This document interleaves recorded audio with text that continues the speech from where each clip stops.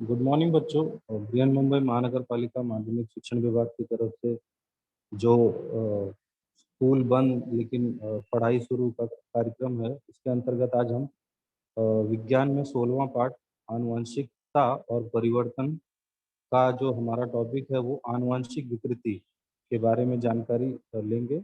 मैं ज्ञानेंद्र राम प्रभा देवी मनपा माध्यमिक शाला से। तो आइए हम इसके बारे में विस्तार में जानकारी लेते हैं। अ, जैसे सबसे पहले नाम से आपको आपने ये टॉपिक पढ़ते समय शुरू में ध्यान दिया होगा कि आनुवंशिक विकृति में आनुवंशिकता का मतलब होता है कि जो एक पीढ़ी से दूसरी पीढ़ी तक जो गुणधर्म मनुष्यों में जो गुणधर्म एक पीढ़ी से दूसरी पीढ़ी से तीसरी पीढ़ी तक ट्रांसफर होते हैं, उन्हें आनुवंशिक कहा जाता है। तो जिस तरह से आप जानते हैं कि जो पिछले जो पहले के लोग हैं, जो आपकी पीढ़ी में दादा परदादा हैं, उनके उनकी जो प्रॉपर्टी है, जो उनके जो जमीन है, जायदाद है, वो सब अगली पीढ़ी को ट्रांसफर होती है। उसी तरह से अगर उनके शरीर में कोई विकृति है, कोई विकार है उनके जेनेटिक में, तो वो भी अगले पीढ़ी में या उसके बाद वाली पीढ़ी में ज़रूर दिखाई देता है। तो इस तरह से ये आनुवंशिक विकृति कही जाती है। ये आनुवंशिक विकृति की परिभाषा देख लेते हैं हम। गुणसूत्रों की असामान्यता के कारण या जनुकों में उत्परिवर्तन के कारण होने वाले रोग को आनुवंशिक विकृति कहते हैं। जो हमारे जीन्स हैं, उनमें अगर असामान्यता कम या ज़्यादा हो गए या उनमें कोई परिवर्तन हो जाता है, तो जो रोग होता है उसे आनुवंशिक विकृति कहते हैं। याद रखिएगा, कभी-कभी ये 1 मार्क्स के लिए पूछा जाता है, आनुवंशिक विकृति। तो आइए आगे देखते हैं हम। आप जानते हैं कि हम मनुष्य में कुल जीन्स की गुणसूत्रों की 46 गुणसूत्र होते हैं। अगर 46 का हम जोड़ी बनाए, 2-2 की जोड़ी बनाए तो 23 हो। तो मानव में मनुष्य में कुल गुणसूत्रों की 46 गुणसूत्र या 23 जोड़ी इस तरह से होते हैं। अब याद रखिएगा आपको कि या तो 46 गुणसूत्र अलग-अलग बोलिए या तो 23 जोड़ी बोलिए। इस तरह से नहीं होगा कि मनुष्य में 46 गुणसूत्र 23 जोड़ी होती है। हुँ, तो गुणसूत्र कुल कितने होते हैं? 46। और अगर उनकी 2-2 की जोड़ी बनाई जाए तो कुल 23 जोड़ी होती है। तो ये देखिए, ये अगर कोई वयस्क है उसमें मनुष्यों में कुल 46 22 दिख रहा है आपको, 22 तक जोड़ी दिख रही है। एक 23वें पे लास्ट में आप देख सकते हैं कि XX और XY लिखा हुआ है, जिसके बारे में हम विस्तार में जानकारी लेंगे। ये जो अ, अब इन्हीं इन्हीं गुणसूत्रों में इन्हीं गुणसूत्रों की संख्या में या तो कमी आ जाए, याद रखिएगा 46 होने चाहिए, 46 गुणसूत्र होते हैं। अगर उनमें कमी आ गई या उनके अगर गुणसूत्रों में कमी आ गई या उनमें अधिकता हो गई, गुणसूत्रों में शरीर में अगर उनकी अधिकता हो गई, उनमें कमी आ गई, तो या फिर उनका स्थानांतरण हो गया। स्थानांतरण मतलब यहाँ से वहाँ असामान्यता हो गई। तो अ, ये देखिए ये असामान्यता अगर हो गया तो आनुवांशिक विकृति होती है। आनुवांशिक विकृति अगर किसी को हुई है तो उसमें 2 तरह के, एक तो उनकी शारीरिक व्यंग दिखाई देंगे। अगर शारीरिक व्यंग किस तरह के होते हैं? ये फाँक होठ, होठों के बीच में उनके बहुत सारा गैप दिखाई देगा आपको। ये फाँक मतलब उनके बीच ओठ के जो ओठ होता है, उनमें गैप होगा, फाँक ओठ उसे कहते हैं। या फिर ये रंजकहीनता, उनका पूरा शरीर देखिए इस तरह भूरे क रंग का हो जाएगा, व्हाइट-व्हाइट कलर का हो जाता है। तो ये दोनों ही आनुवांशिक विकृति के कारण है। याद रखिएगा, इसमें आपका कोई दोष नहीं, ये पीढ़ी दर पीढ़ी चलने वाला रोग है। ये शरीर में दिखाई देता है। कुछ ना कुछ शरीर की क्रियाओं में, कुछ ये तो शरीर में आप देख के बता सकते हैं कि ये रोग है। और कुछ शरीर के अंदर क्रियाओं में कुछ रोग हो जाते हैं। कौन-कौन सी क्रियाओं में रोग होते हैं? वो देखते हैं। तो शरीर की क्रियाओं में दोष होते हैं। एक तो सिकल सेल रक्ताल्पता हो जाती है, ये इसके बारे में हम डिटेल में जानकारी लेंगे। दूसरा होता है हीमोफीलिया। हीमोफीलिया में आप जानते हैं कि अगर किसी को हीमोफीलिया हुआ है, तो उसके शरीर में अगर कहीं चोट लगी और रक्त बहना चालू हुआ, तो आप देखोगे कि कभी जब आपको कभी चोट लगती है और वहाँ से रक्त का बहाव चालू हुआ है, तो कुछ समय के बाद वहाँ पर थक्के जम जाते हैं। ब्लड के थक्के जम जाते हैं और वो खून वहां पे जम जाता है। ये थक्के जमने का कार्य भी हमारे शरीर में किया जाता है। अगर जिनको जिनको हीमोफीलिया नामक बीमारी हुई है, ये विकृति है, वो उनमें वो थक्का जमेगा ही नहीं। तो अगर थक्का नहीं जमा तो उनका ब्लड रुकता ही नहीं, उनका ब्लड कंटिन्यू बहते रहेगा। और अगर मान लीजिए ये बाहर है तो बाहर किसी तरीके से उसको रोक सकते हैं, लेकिन आप जानते हैं कि शरीर के अंदर भी कभी कभी नसें फट जाती हैं और रक्त बहने लगता है। तो बाहर का तो हमको दिखाई देगा कि यहाँ से खून बह रहा है, लेकिन अगर शरीर के अंदर कहीं रक्त का रिसाव चालू हो गया तो वो भी अ, बंद नहीं होता, जिसके कारण इंसान की मौत भी हो सकती है। तो जो आनुवंशिक विकृति है उसके एक शारीरिक व्यंग आपने देखा। शारीरिक व्यंग में आपने क्या क्या देखा? फांकहोड़ देखा, रंजकहीनता देखा, और कुछ क्रियाओं में, शरीर की क्रियाओं में दोष क्या क्या होते हैं? सिकल सेल रक्तताल्पता हो जाती है, और दूसरा हीमोफीलिया। इस तरह की कुछ विकृतियां के उदाहरण है। अब आइए गुणसूत्रों के बारे में जानकारी लेते हैं हम। तो जैसे हमने पहले जानकारी ली थी कि गुणसूत्र कुल कितने होते हैं? 46। गुणसूत्रों के सबके आकार और आयतन, उनका वजन और उनका आकार सबका छियाल वो जो 23 जोड़ियां हैं उनमें सबका अलग अलग होता है। ये देखिए उनको नंबर भी दिए गए रहते हैं, 1 2 3 4 इस तरह से लेके 22 तक दिया हुआ है। और 23वां आप यहाँ पर देख सकते हैं, ये जो 23वां है यहाँ पर 23वें में या करके लिखा हुआ है। ये ऐसा बना हुआ है, दो एक समान जीन्स बने हुए हैं यहाँ पर, और एक एक छोटा एक बड़ा है। तो ये दो समान किस्में होते हैं और एक छोटा एक बड़ा 23वीं जोड़ी किस्में होती है, वो हम आगे देखेंगे। आप इतना ध्यान में रखिएगा कि कुल 46 गुणसूत्र होते हैं और 46 गुणसूत्र में उनके आयतन और आकार में भिन्नता होती है। आगे देखते हैं। जो 22 जोड़ियां होती हैं, 23 जोड़ी टोटल होती है, 23 जोड़ी में से जो 22 जोड़ी आप लाल लाइन देख सकते हैं कहाँ से कहाँ तक है, ये अलैंगिक गुणसूत्र है। ये चाहे स्त्री हो चाहे पुरुष हो, सब में ये पाई जाती है। ये 22 जोड़ियां अलैंगिक गुणसूत्र है। इससे लिंग निर्धारण का काम, ये सब जितने गुणसूत्र हैं ये लिंग निर्धारण का काम नहीं करते।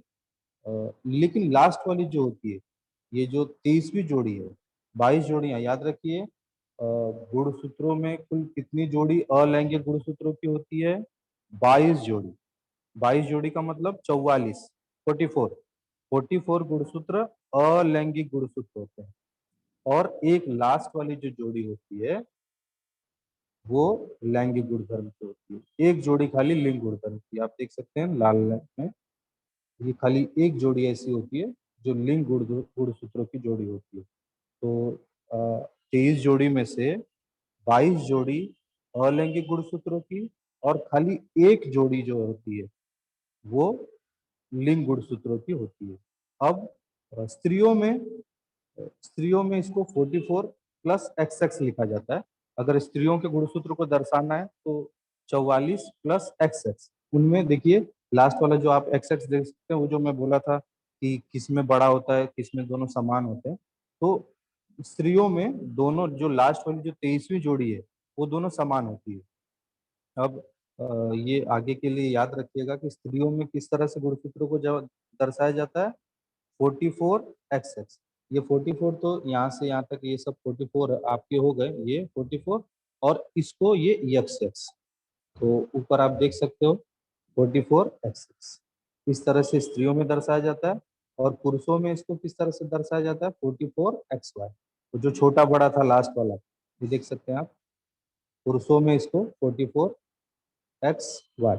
ये लास्ट वाली जोड़ी एक छोटी है एक बड़ी है, एक एक्स माना गया है और दूसरे को वाई माना गया है। तो ये अक्सर होता है कि स्त्रियों में गुणसूत्र को किस तरह से दर्शाते हैं? 44 प्लस XX। उसको पढ़ना भी ऐसे आपको, 44 प्लस XX। और पुरुषों में किस तरह से गुणसूत्रों को, जीन्स को दर्शाते हैं? 44 प्लस XY। इस तरह से ये दर्शाया जाता है। ठीक है। तो अब ये जो चैप्टर था इसमें आपने योहान मेंडल के बारे में मटर के दाने वाला प्रयोग देखा होगा। तो उसमें आपने देखा होगा कि उनकी जो जनकों के दो प्रकार उन्होंने बताए थे, एक प्रभावी एक अप्रभावी। तो इनके दो प्रभाव थे। दो प्रकार के, एक प्रभावी गुणसूत्र और दूसरे अप्रभावी। तो आपने देखा होगा कि एक एक पीढ़ी में प्रभावी गुणसूत्र का प्रभाव और दूसरे में दिखना, तीसरे में नहीं दिखना, ये आपने विस्तार में इसके पिछले कुछ जो वो थे आपके चैप्टर उसमें जानकारी ली होगी। इसी का यही मेंडल के प्रयोग से ही गुणसूत्रों की जो असामान्यता है इसको समझने में या इसके संक्रमण में संक्रमण को समझने में आसानी होती है।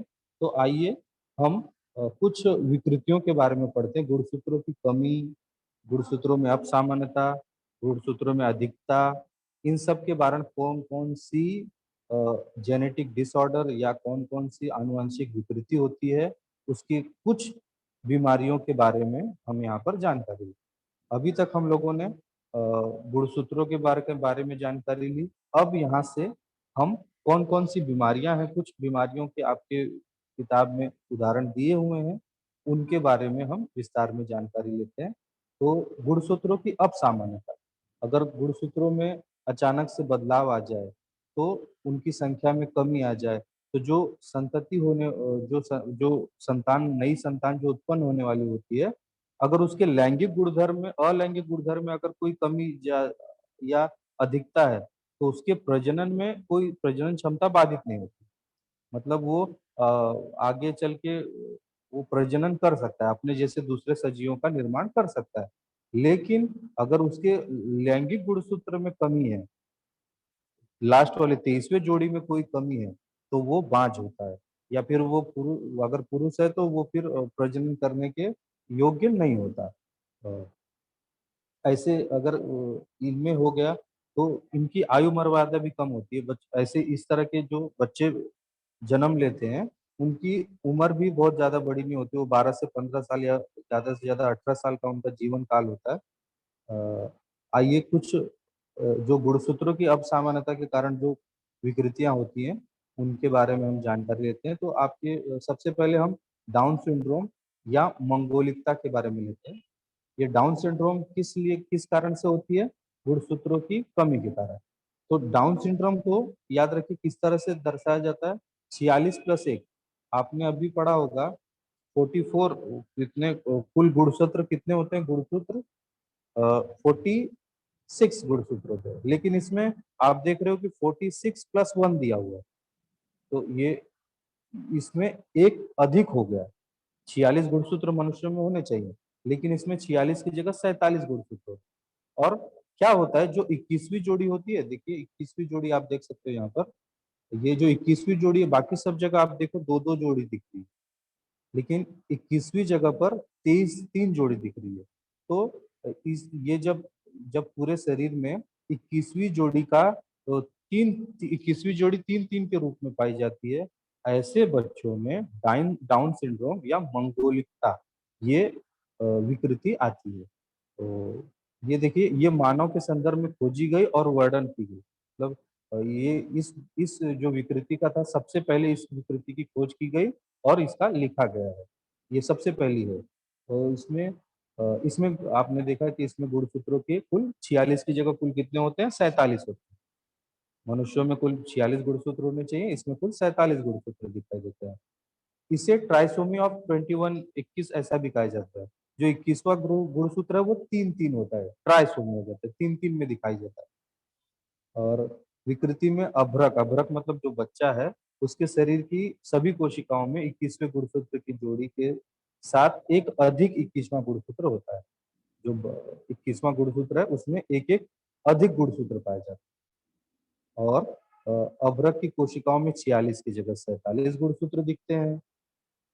ऐसे बालकों की अल्पायु होने की आशंका होती है। मतलब ये ऐसे जो बच्चे पैदा होते हैं, वो अल्पायु मतलब उनकी उम्र बहुत कम होती है। वो ज़्यादा से ज़्यादा 20 18-20 साल में वो मर जाते हैं। और चलिए तो डाउन सिंड्रोम के याद रखिएगा कब होता है ये?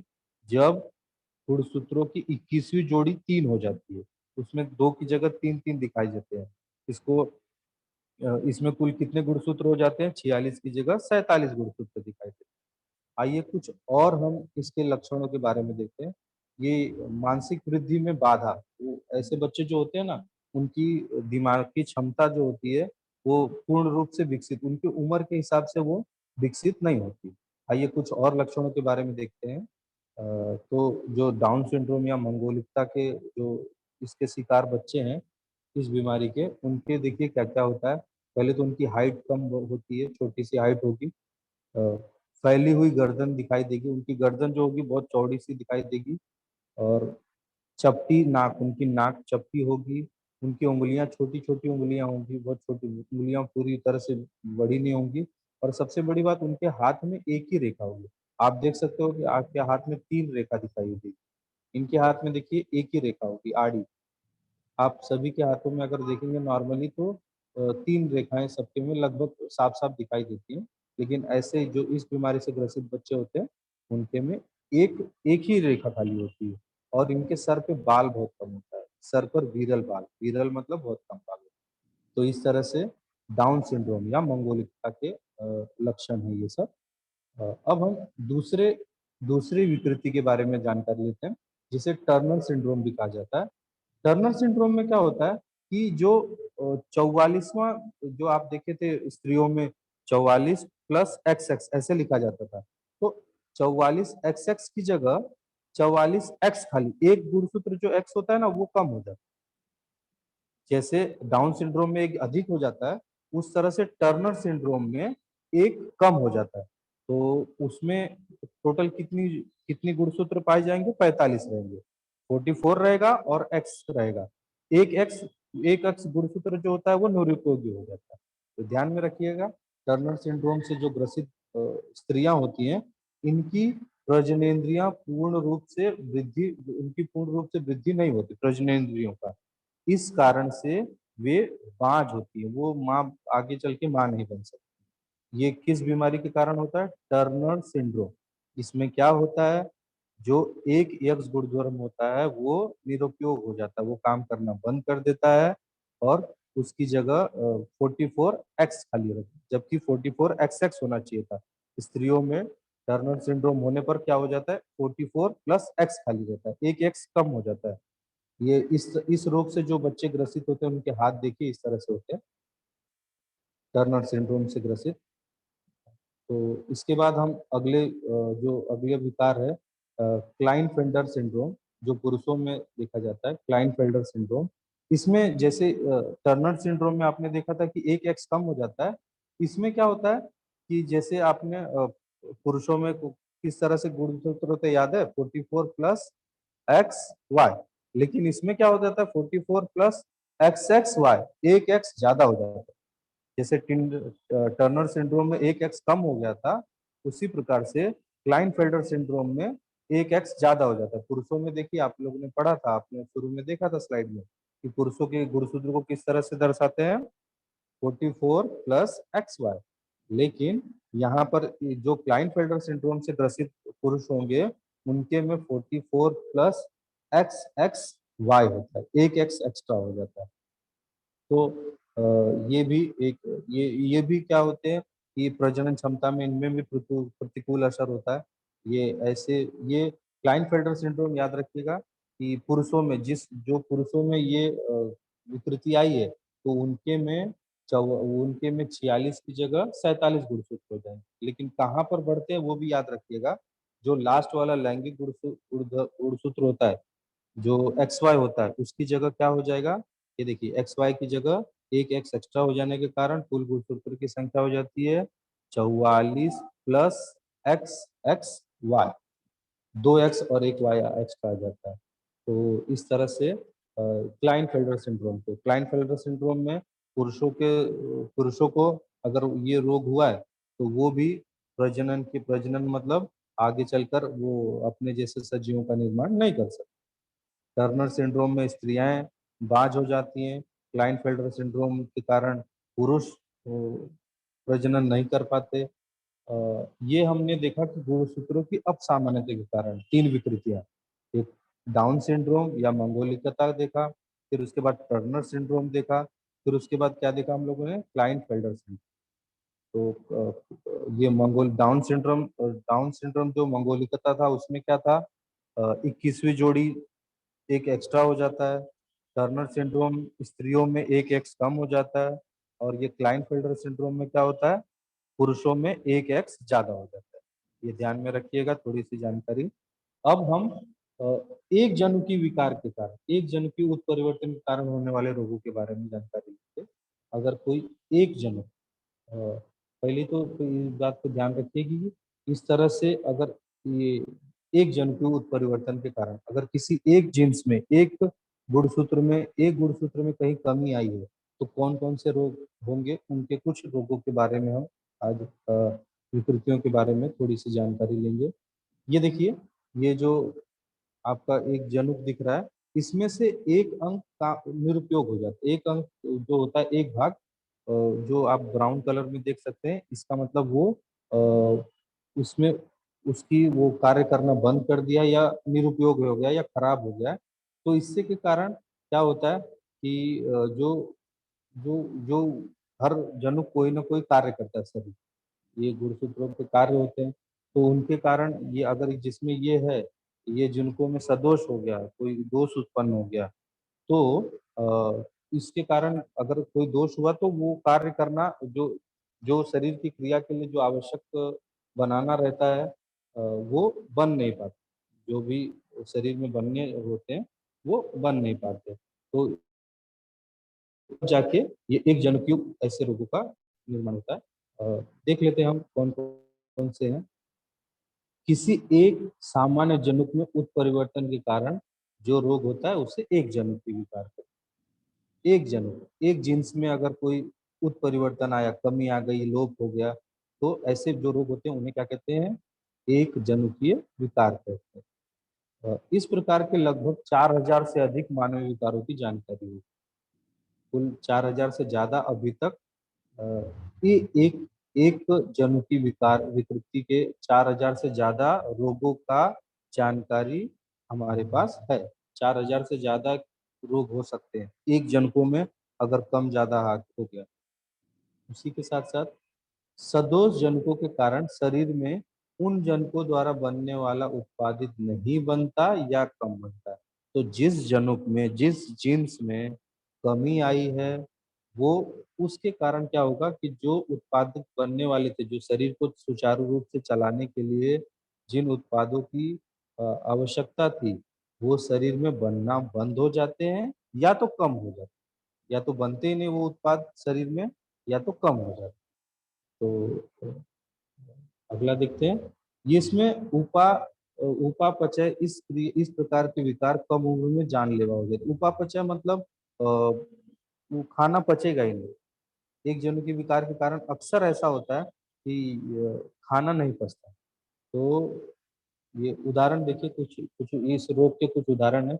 हचिंसन रोग, हिसाक्स रोग, लैक्टो लैक्टोसेमिया, फेनिल कीटोनमेंट, दात्र कोशिक रक्तअल्पता या सिकल सेल एनीमिया जो कहा गया है, उसी को सिकल सेल एनीमिया भी कहा जाता है। रंजकहीनता या हीमोफीलिया, रतौंधी, ये सब एक जनुकीय उत्परिवर्तन के कारण होने वाले रोग हैं। ये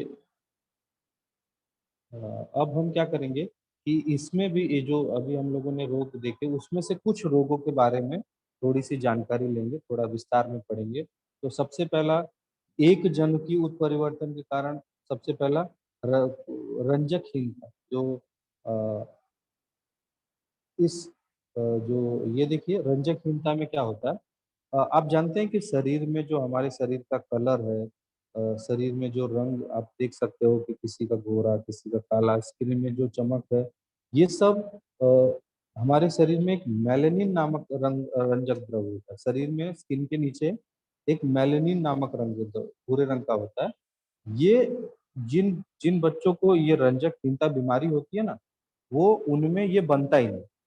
ये अपने शरीर में स्किन का टोन जो होता है, स्किन की आप जानते हो स्किन में टोन होती है, वो वो मेंटेन करने का काम कौन रखता है, उसको सही से सुचारू रूप से मेलानिन नामक वो रंजक द्रव जो होता है, मेलानिन होता है। वो इसको बैलेंस करने का काम मेलानिन करता है। लेकिन ऐसे जो ये जो रंजकहीनता बीमारी से ग्रसित बच्चे होते हैं, उनमें वो मेलानिन बनता ही नहीं। और अगर शरीर के स्किन के नीचे मेलानिन बनेगा ही नहीं, तो उनके पूरे शरीर में आप देख सकते हो इस तरह से रंजकहीनता यह एक जन्मसिद्ध विकार है। पहली बात तो जिस बच्चे को ये हुआ है उसमें उस बच्चे की कोई गलती नहीं, वो उसको उनके पूर्वजों से मिला हुआ है। हाँ, उनके ये जन्म की है, ये एक जन्म के कारण भी होता है और ये आनुवंशिक ये भी रोग है। इस विकार में शरीर में मेलेनिन नामक रंजक द्रव तैयार नहीं होता। ध्यान में रखिएगा कि शरीर में कौन सा रंजक द्रव है जो शरीर को टोन को शरीर स्किन की टोन को बनाए रखने का काम करता है, मेंटेन करने का काम करता है, मेलेनिन। आंखें, त्वचा और बालों को मेलेनिन नामक भूरे रंग के रंजक द्रव के कारण ही रंग प्राप्त होता है। आपकी जो आंखों का कलर है, जो बालों का कलर है, आपकी स्किन का कलर है, ये मेलेनिन के कारण ही इनको रंग प्राप्त होता है। रंजकहीन व्यक्ति की त्वचा निस्तेज होती है। उनकी देखोगे आप, जैसे फॉरेनर के जैसा लगते हैं वो लोग, लेकिन उनके स्किन में ना तेज नहीं होता। व्हाइट व्हाइट कलर के हो जाते हैं, सब भूरे कलर के हो जाते हैं, लेकिन निस्तेज होती है और बाल सफेद होते हैं। बाल भी उनके एकदम व्हाइट होंगे। तो अगर कोई इस तरह से दिखे तो जरूरी नहीं है वो फॉरेनर होगा, हो सकता है उसको रंजकहीनता ये बीमारी हो। उनकी आंखें आमतौर पर गुलाबी हो, ये इसकी क्योंकि जो आंखों की दृष्टिपटल है उसमें पुतली और दृष्टिपटल में भी ये मेलेनिन का होना आवश्यक होता है, वो भी नहीं होता, इसलिए उनकी आंखों का रंग गुलाबी होता है। याद रखिएगा, इनकी आंखें आप देख सकते हो इसमें कि इनकी आंखें नॉर्मल काली या भूरी ना होकर गुलाबी रंग की होती है। ये रंजकहीनता ये विकृति है। तो ध्यान में रखिए, इसमें मेलेनिन नामक जो रंजक द्रव होता है आपको लिखना है यही है थोड़ा सा, कि मेलेनिन नामक जो रंजक द्रव होता है वो तैयार ही नहीं हो पाता। मेलेनिन हमारे स्किन के कलर को मेंटेन रखता है। अब दूसरा नेक्स्ट जो हम विकार के बारे में पढ़ने वाले हैं, दात्र रक्ताल्पता या सिकल सेल एनीमिया के बारे में भी हम जानकारी लेंगे। सिकल सेल में अब ये बीमारी कब होती है कि जो हम जानते हैं कि हमारे शरीर में ब्लड है और ब्लड में हीमोग्लोबिन होता है। हीमोग्लोबिन की जो अणु की रचना होती है उसमें छठवां जो होता है, छठवां अमीनो अम्ल का जो भाग होता है उसे ग्लूटामिक अम्ल कहते हैं। याद रखिएगा, छठवां जो अमीनो अम्ल होता है उसे क्या कहते हैं, हम ग्लूटामिक अम्ल कहते हैं। और वो ग्लूटामिक अम्ल को क्या करता है, उसकी जगह वेलिन अम्ल ले लेता है।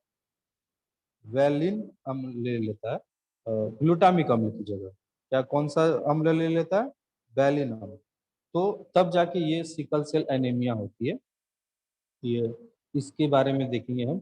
तो इसमें देखिए आप, ये शरीर में जो ये आप देख सकते हो कि हीमोग्लोबिन है, हीमोग्लोबिन शरीर में ब्लड में एक पूरे ऑक्सीजन को एक जगह से दूसरे जगह का तक पूरे शरीर में ले जाने का काम करते हैं। तो जो साधारण मनुष्य होता है, जो साधारण इंसान है उसके में आप देख सकते हो कि ये जो गोल गोल आपको जो हीमोग्लोबिन के कण दिखाई दे रहे हैं, अणु दिखाई दे रहे हैं, वो उसको ये कौन से आकार के होते हैं, उभयोत्तल। उभयोत्तल मतलब एक कटोरी देखेंगे आप, बाउल जो होता है वो उभयोत्तल आकार का होता है। अगर ये नॉर्मल इस तरह से होते हैं तो इस तरह से उभयोत्तल होने के कारण देखिए ये फ्लो जो इनके रक्त में जो फ्लो था वो बराबर से हो जा रहा था। ये देखिए ये बराबर से निकल जा रहे हैं हर जगह, यहाँ से वहां से, जहाँ से हमारी नसों में से वो चले जा रहे हैं। लेकिन जिनको ये सिकल सेल एनीमिया होता है ना, तो ये उभयोत्तल जो आकार के जो लाल रक्त कणिकाएं थी, रेड ब्लड सेल्स जो थे, उसकी जगह ना क्या हो जाता है, ये हंसिए के आकार का हो जाता है। गाँव में आप देखे होंगे धान को काटने के लिए हंसिए का प्रयोग किया जाता है। ये इस तरह से हंसिया होता है, तो इस तरह का उसका आकार होता है। तो इस तरह का वो जो उभयोत्तल आकार का था, जो लाल रक्त कणिकाएं थी, उभयोत्तल आकार की जगह किस तरह से हो जाती है, हंसिए के आकार की हो जाती है। हंसिया, ये आधा चंद्रमा के जैसे भी समझ सकते हैं, इस तरह का हो जाता है। और फिर इससे क्या दिक्कत आ जाती है कि देखिए एक आके दूसरे पे आके तीसरे सब आके एक जगह जमा हो गए, वो पार नहीं हो पा रहे। तो जिस अब आपको मालूम है कि पूरे शरीर में हीमोग्लोबिन के कारण ही ऑक्सीजन, हीमोग्लोबिन का जो ऑक्सीजन का संवहन करता है, संवहन मतलब यहाँ से वहां तक लेके जाता है। तो अगर इसमें ही कमी आ गई तो ऑक्सीजन पूरे शरीर में जा नहीं, और अगर वो नहीं जा पाया तो आगे जाके वो उसकी इस रोग से व्याधित हो जाता है। इस रोग मतलब ये उसको ये रोग हो जाता है। अब देख सकते हो प्रथिन में डीएनए आदि अणुओं की रचना के किसी भी एकदम छोटे से बदलाव के कारण ये रोग होता है। एकदम छोटा-सा अगर कोई परिवर्तन आ गया तो ये रोग होता है। क्या होता है इसमें? हीमोग्लोबिन के अणु की रचना का छठा अमीनो अम्ल, ये लाइन आपको याद रखनी है। हीमोग्लोबिन के अणु में छठवां क्या होता है? अमीनो अम्ल, जिसको हम क्या कहते हैं? ग्लूटामिक अम्ल कहते हैं और इसकी जगह कौन-सा अम्ल ले लेता है? वैलिन अम्ल। और इसमें लाल रक्त कणिकाओं जो उभयोत्तल आकार की होती हैं, वो बदल कर किस आकार की हो जाती है? हंसिए के आकार की। ये हंसिए के आकार की हो जाती है। इस रोग से व्याधित व्यक्ति जो होती है उनमें हीमोग्लोबिन के ऑक्सीजन का संवहन करने की क्षमता कम हो जाती है। तो अगर ये है, एक थोड़ी-सी जानकारी ले लीजिए। सिकल सेल के ये जो सिकल सेल एनीमिया है, इसके 2 प्रकार होते हैं, एक सिकल सेल वाहक और सिकल सेल पीढ़ी। सिकल सेल से ग्रस्त जो, एक तो ऐसा होता है जिनमें ये बीमारी होगी लेकिन दिखाई नहीं दिखाई देगी, वो अगले पीढ़ी में हो सकता है, अगले जो उनके बाद जो बच्चे होने वाले हों, उनके में दिखाई दे। तो ऐसे को क्या कहते हैं हम? सिकल सेल वाहक। और जिनमें ये सब बीमारी दिखाई देती है, उनको हम क्या कहते हैं? सिकल सेल ग्रस्त। और इसके लक्षण भी देखिए, हाथ पैर में सूजन होना, जोड़ों में दर्द, असहनीय हमेशा शरीर में हमेशा दर्द होगा। बार-बार उसको सर्दी और खाँसी बार-बार होती रहेगी। थोड़े शरीर में थोड़ा ज्वर, हमेशा उनकी बॉडी ना ठंडी नहीं रहेगी, हमेशा गर्म रहेगी, थोड़ा-थोड़ा बुखार हमेशा रहेगा। जल्दी थक जाते हैं, चेहरा एकदम निस्तेज होगा, हीमोग्लोबिन की मात्रा हमेशा कम होती है। अब महाराष्ट्र में कुल 21 जिले ऐसे हैं जो सिकल सेल रोग से प्रभावित, और उसमें से भी जो विदर्भ की साइड का एरिया है, वहाँ पे 11 जिलों में सबसे ज़्यादा प्रभावित के लोग हैं, इस रोग से सबसे ज़्यादा प्रभावित। कुल राज्य में, ये 2-3 साल पहले का आंकड़ा है, राज्य में कुल 2.5 लाख से ज़्यादा अधिक सिकल सेल बाधित रोगी हैं। मतलब इस रोग से जो रजिस्टर्ड किए हुए हैं, 2.5 लाख से ज़्यादा लोगों को ये बीमारी है। तो इस बीमारी का ये तो आपने देखा कि ये बीमारी ऐसी है, लेकिन इसका उपाय भी है, इसको रोका भी जा सकता है। किस तरह से रोका जा सकता है? कि अगर पुरुष को अगर ये बीमारी है और अगर ऐसा पुरुष उसी उसी रोग से ग्रसित स्त्री से भी विवाह कर लेता है, तब तो जो होने वाला बच्चा है उसको 100% उसको ये बीमारी होगी ही। तो ये बीमारी प्रजनन द्वारा ही प्रसारित होती है, इसलिए शादी से पूर्व वो वर और वधु को रक्त की जांच कर लेनी चाहिए। शादी से पूर्व जैसे कुंडली वगैरह मिलाते हो वो सब एक बार नहीं मिलाओगे तो भी चलेगा, लेकिन ब्लड जरूर जांच कर लेनी चाहिए। क्यों? क्योंकि अगर अगर दोनों में से किसी को एक है तो हो सकता है चांस हो बच्चों को, और अगर दोनों को ये बीमारी है और दिख नहीं रहा है तो बच्चे को तो जरूर ये बीमारी होगी, 100% हो जाती है। अ, सिकल सेल वाहक पीढ़ी को दूसरे सिकल सेल वाहक पीढ़ी से विवाह टालना चाहिए। ऐसे लोग आपस में विवाह न करें। सिकल अगर किसी को ये बीमारी है तो उसको फॉलिक एसिड की एक गोली रोज खानी चाहिए। और ये देख सकते हैं आप कि अगर इस रोग से ग्रसित जो बच्चा है उसका हाथ इस तरह से दिखाई देता है सूजा हुआ। तो ये कुछ उपाय हैं जो आपको ध्यान में रखने हैं। और जो आखिरी है इसमें अब हम आखिरी तंतुकड़की विकार के बारे में अब हम थोड़ी-सी जानकारी लेते हैं। जैसे आपने देखा कि अभी ये सब क्या थे? एक जनुकीय उत्परिवर्तन के होने वाले रोग थे, या एक जनुकीय विकार जिसे कहते हैं। अब हम तंतुकड़की विकार के बारे में जानकारी लेते हैं। तंतुकड़की विकार क्या होता है कि ये विकार माँ के द्वारा ही बच्चों को होता है।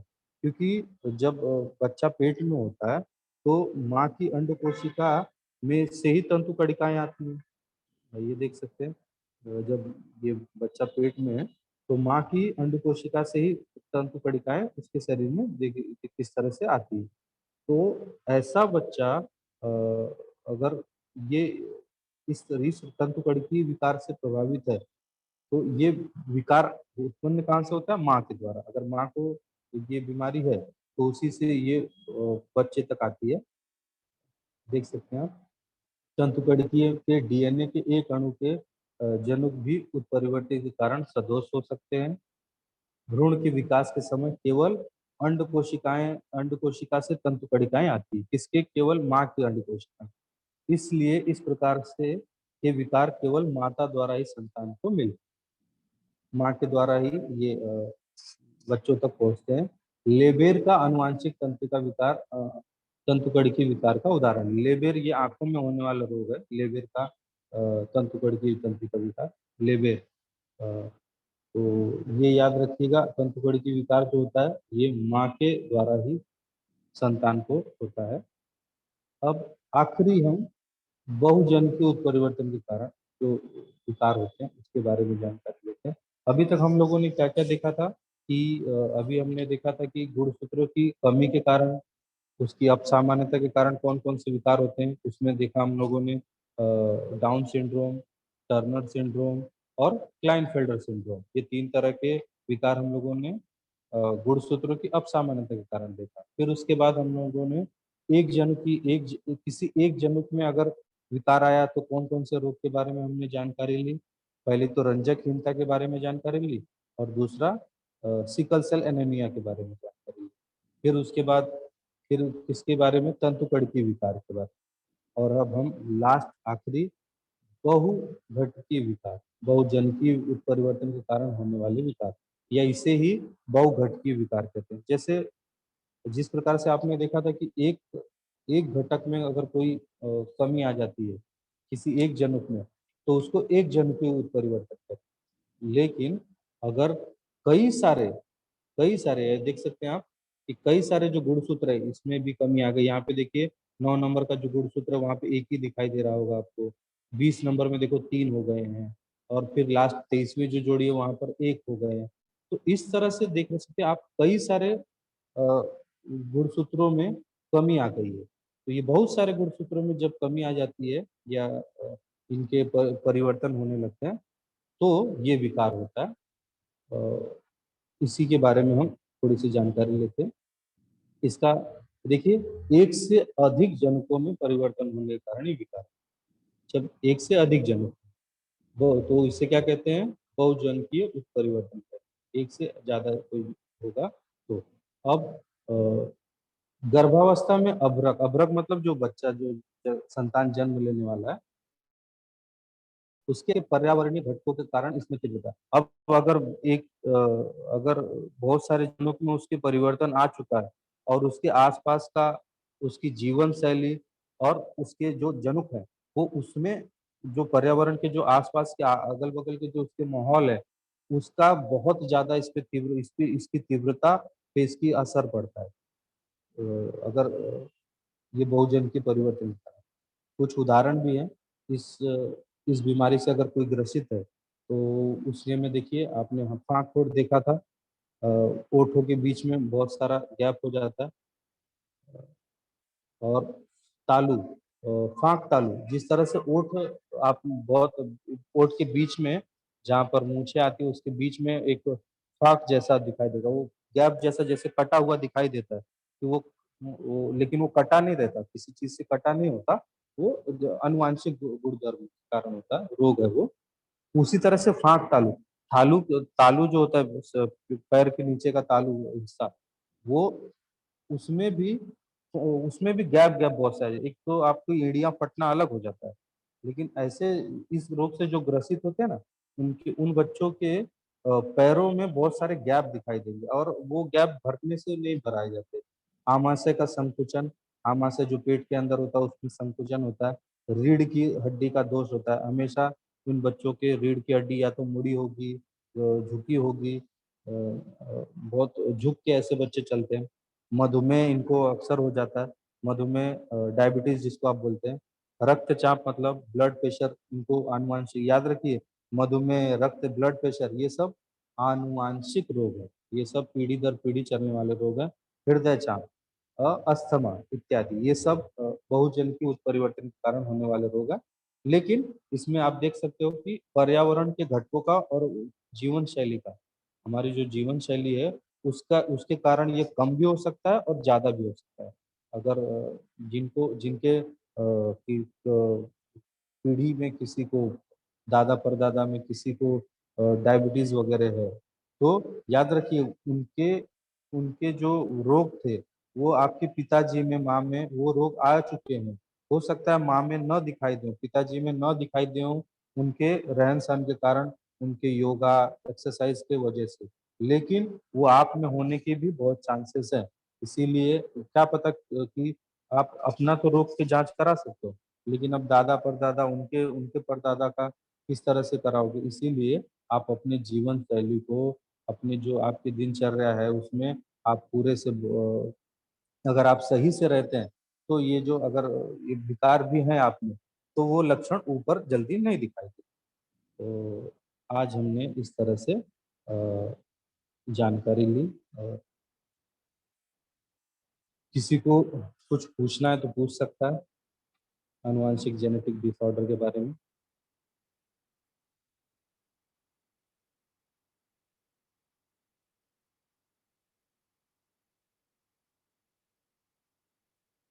तो विद्यार्थी कुछ पूछना चाहता है पूछ सकता है।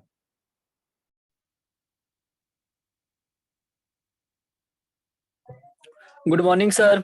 हाँ, गुड मॉर्निंग बेटा। सर अभी आपने जो बताया कि जो रोग हैं वो पीढ़ी दर पीढ़ी आगे दिखाई देते हैं और किसी किसी में नहीं दिखाई देते, सर इनका कोई इलाज, परमानेंट इलाज नहीं है? इनका परमानेंट इलाज तो नहीं बेटा। इनका ये सब बिना आनुवंशिक रोग है। ये हो सकता है कि एक पीढ़ी में वो छुपे रहे, क्योंकि ये आप उसके उसके जो आपके जीन्स है ना, उसमें ही वो परिवर्तन आ जाता है। जो आपके शरीर में जो जीन्स है उसमें ही वो परिवर्तन आ जाता है, और वो होना ही होना है। ऐसा नहीं कि उससे आप बच नहीं सकते, वो दिखना ही है, वो रोग होना ही होना है। हाँ, लेकिन उसकी तीव्रता कम ज्यादा की जा सकती है। और उसका अगर समय पर आप अगर ये जैसे ये है डाउन सिंड्रोम, अगर मंगोलिता बीमारी है, तो इसका 30 साल के बाद अगर शादी करते हैं, तो डॉक्टर अक्सर ये सलाह देते हैं कि ब्लड का टेस्ट करवा लीजिए। तो जब भी कोई टेस्ट वगैरह होता है तो वो सब करा लेना चाहिए। ये क्या मुझे कुछ नहीं है, मुझे कुछ नहीं। कभी कभी ना सुसुप्त अवस्था में ये सब रोग होते हैं, वो दिखाई नहीं देते, लेकिन वो उसमें कोई हमारा नहीं, हमारे जो दादा।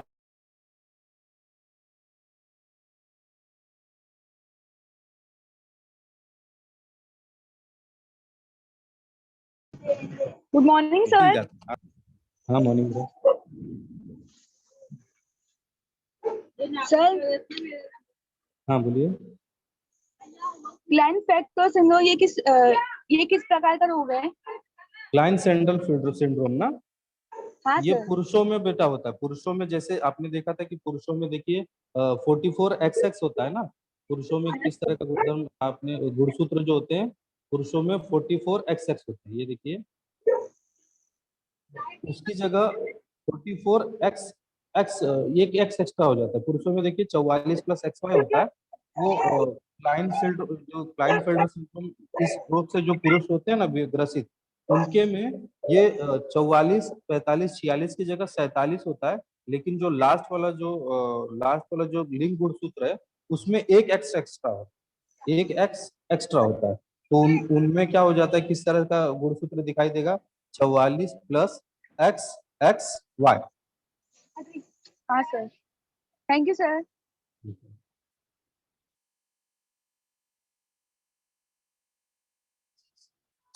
और किसी बच्चे को कुछ पूछना है? Good morning sir.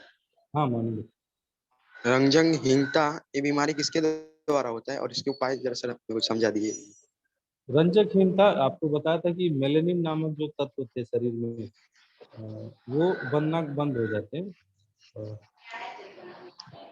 देख लेते हैं।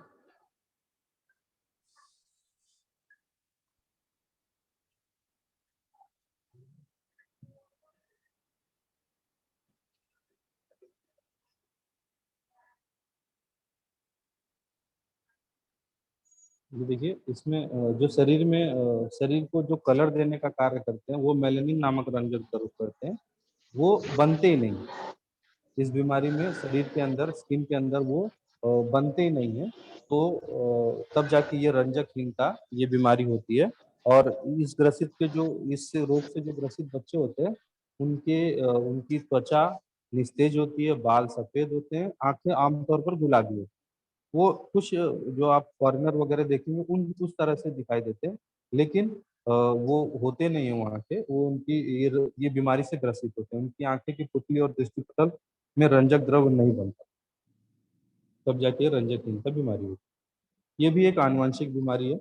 एक जनुक में किसी एक जनुक में अगर कोई काम करना बंद कर दिया, सदोष हो गया, उसमें दोष आ गया, तो ये बीमारी होती है। और कुछ किसी को?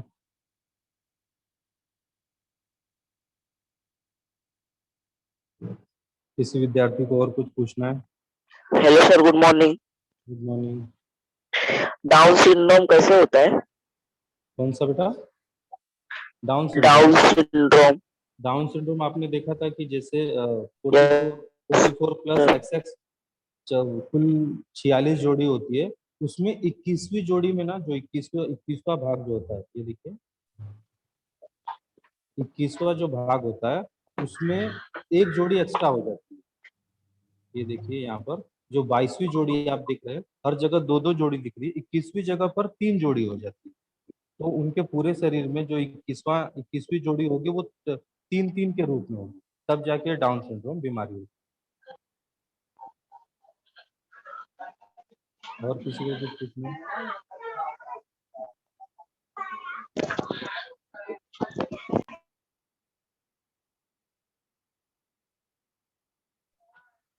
Good morning sir. Good morning. Sir ये जो आप ये बता रहे थे ना, मतलब ये कौन सा? जैसे शरीर मतलब हाइट पूरी ये हो जाती है। अ, अभी जो रंजकहीनता बताया था। हाँ हाँ। हाँ हाँ। तो ये मतलब ये कैसे, कोई कोई लेकिन बोलते हैं कि मच्छी खाने के बाद ये दूध पी लेंगे तो शरीर पे ये मतलब हो जाता है। ये देखिए कुछ ऐसी बीमारियां हैं जो बाद में होती है, लेकिन कुछ ऐसे है ना, कुछ ऐसी बीमारियां हैं जो आनुवांशिक होती है। वो जन्म के साथ ही जब जन्म लेगा बच्चा, उसके कुछ समय के बाद ही ये लक्षण दिखाई देने लगते हैं।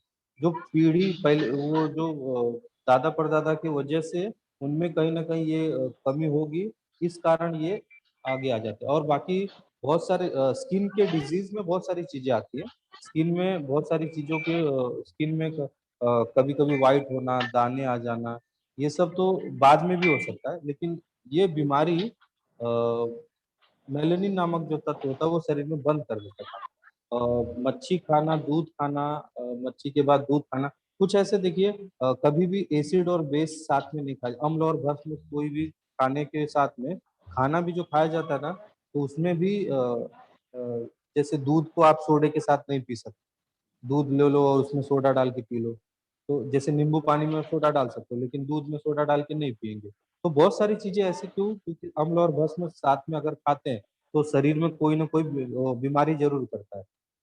तो वो चीज हो सकती है, लेकिन ये जो रंजकहीनता ये बीमारी है, ये आनुवंशिक बीमारी। Okay sir, thank you. और किसी को? अ, विज्ञान में आनुवंशिक विकृति के बारे में जानकारी ली, जिसमें हमने गुणसूत्रों के अपसामंजस्य के कारण होने वाले कुछ विकारों के बारे में विस्तार में जानकारी। Thank you.